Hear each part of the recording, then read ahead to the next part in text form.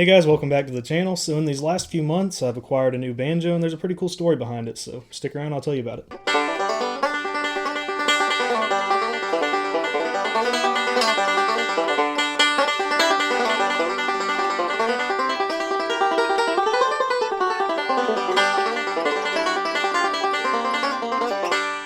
So this is a Neckville Photon, and as you might be able to tell, it's a lot different than your typical banjo like a master tone style banjo. The main thing you'll notice just by first glancing at it, there are a lot of differences, but the main thing you'll notice is that there's no fifth string peg on the neck, and that's because it has a tunneled fifth string, which means it's up here, so it goes into a hole here, and then it comes out here, so it's basically just got a guitar style headstock, and then there's no peg on the neck, so you've got the freedom to just move through there without worrying about hitting it. So the story of this banjo and how I discovered it and how much I liked it and ultimately decided to get one, it's actually pretty cool. So back in September, as I film this, it's February, but back in September, I went to IBMA, which is the International Bluegrass Music Association. It's this big convention where they do awards and shows, and it's just a huge bluegrass convention. But they've got a lot of vendors there, and one of the vendors was Tom Neckville. Now, I had played one Neckville banjo before, but it had been a long time, and I had never played this model.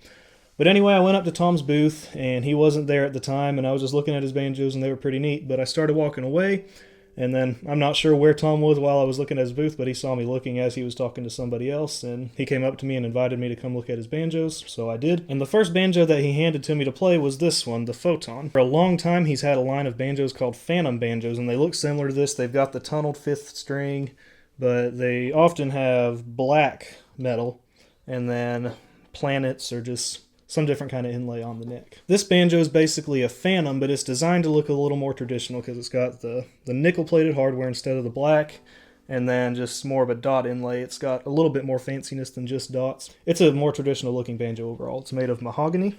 But anyway, I spent a lot of time at Tom's booth playing this banjo, and he was just super nice guy, super generous. He was more than willing to show me exactly how this banjo worked, and he sat there and he listened to me play it for a long time. Just super nice guy.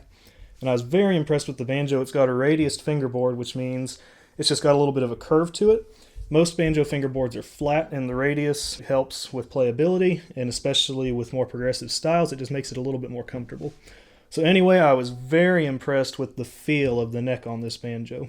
So anyway, I did not buy it at IBMA, but I went home thinking about it, and I thought about it for several months, and then eventually I reached out to Tom and just told him I would be interested in getting one of these banjos. I told him about my YouTube channel, and he decided that he wanted to give me an endorsement deal on it, so he gave me a heavy discount to get this banjo, and I'm just very excited to own it. So anyway, it differs from a traditional master tone style banjo in several ways. First, like I said, is the tunneled fifth string, but also the pot assembly is a lot different. If you look here, you can see that this metal, the tension hoop, the brackets, the flange, all of this is one piece. Where on a master tone style banjo, it's a bunch of different pieces. The inside of the banjo is put together a lot differently as well, so I'm just going to take the resonator off and then I'll show you.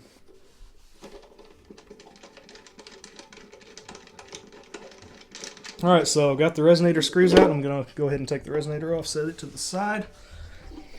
And then you can see what the inside of this banjo looks like. Now, if you know what a traditional master tone banjo is like, this is a lot different. I'll show you one of those in comparison in just a moment.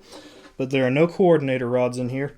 The neck actually attaches here with this screw, and so it's super easy to adjust the action and the neck angle. And you'll notice the way the head is tensioned is also a lot different than a master tone style banjo. Where on those, you have to tighten each individual bracket. Again, this is all one piece of metal, and you tighten it by inserting some tools that the banjo comes with and twisting it like a jar. So this is screwed on like a jar, which ensures even tension, and that also just helps with adjustability. It makes it a lot easier to change heads, to change tone rings, to make even head tension adjustments. It just makes everything easier. And I'll show how that differs from a traditional master tone style banjo. I've got a Gibson RB3 back there, so I'll go ahead and swap that out. So this is my Gibson RB3, another fantastic banjo.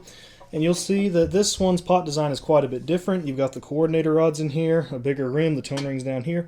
And to tighten the head, you tighten each individual bracket. This is the classic banjo design that the old Gibson master tones were modeled after. This one is from 1989, but this is the same way the pre-wars were made. And most top banjo builders today, they replicate this design very closely. Alright, so I've got the Neckville here again. And of course, if you know about master tone style banjos or just how banjos are constructed, you'll be able to see how they're so different. But I know that a large percentage of the viewers of my channel are beginners, people starting out, maybe watching my lessons, so If you're watching this video and you don't really know how a banjo is constructed, I just wanted to show how they're different. Now, being constructed so differently from a master tone style banjo makes them sound a little bit different. They tend to have a little bit of a darker tone, but honestly this greatly just depends on your head tension. A lot of people, they keep them really loose and they play up near the neck, because a lot of times these banjos, they appeal to people who have a more progressive style, so they set them up that way. But if you're more of a traditional player, you can just tighten the head down plenty, make it about a G sharp and A, something around there, and it'll have a nice bright bluegrass sound. A little bit different than a master tone, but a great sound.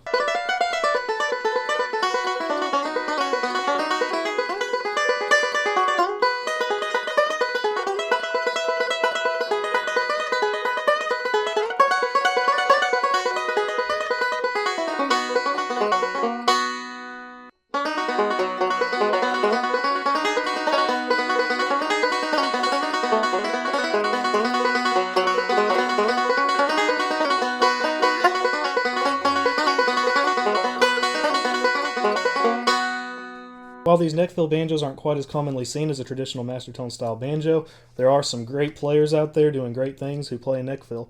Honestly, I think the most notable one of these people might be Billy Failing. He plays with Billy Strings and he plays a neckfill.